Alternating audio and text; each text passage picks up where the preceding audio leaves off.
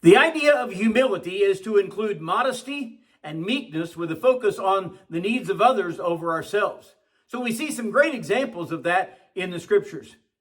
Good morning. This is Pastor Ernie Lewis of the Blue Point Church in Sisney, Illinois, with your thoughts for Thursday. When the church was first founded in Acts chapter 2 at the day of Pentecost, there were many in the body of believers that were persecuted, that had lost their living, maybe lost their jobs, maybe even their home. During this time, those who were added to the church, the Bible says some 3,000, had all things in common, which means they shared as everyone had a need. One young man among the membership must have been wealthier than most. He's not immediately known for his status of wealth, of pride, of ownership, but Joseph, who also was named Barnabas, is mentioned in Acts chapter 4 and verse 36.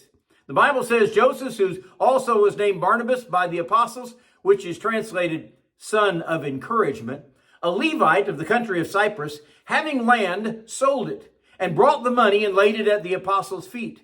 One of the first things we read about this individual is that he is known for the way he treats those around him with an unselfish manner. I mean, even though his name was Joseph, they all came to know him as Barnabas. It's interpreted as the son of encouragement. You know, names meant so much in that era that this is an apt description of what the man Joseph is actually like. He was known for encouraging others in so many ways. Here's the action that is explained here. He had some land that he was not really using, and rather than holding on to this possession, he sold it in order to help others.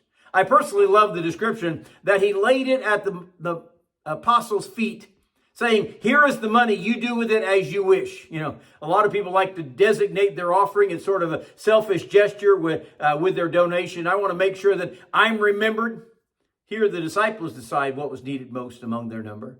And this act of humility is so opposite from Acts chapter 5, where Ananias and Sapphira told everyone they had given all their money for others, but they actually had held it back. Now fast forward to Acts chapter 11 and verse 25, and Barnabas brings this Saul of Tarsus to Antioch to be a teacher in the early church. You know, most Christians in that day still feared him as a persecutor of the church. After Barnabas and Paul have taken their first missionary journey, young John Mark decides not to go with them on the first one, or he came home. So the team now is ready to go back, and Paul is not willing to take him. He said, I'm not trying that again. Barnabas deserts Paul in order to pick up John Mark and take their own missionary journey. This is another example of his humility, his selflessness that multiplies wherever he goes. He doesn't care about his own possessions. He doesn't care about his own way. He doesn't even care about his own reputation as a missionary. You see, this is the picture of humility that we all could follow. It's not all about me. I'm going to take some steps to help others, and I'm going to give God the glory in all these things.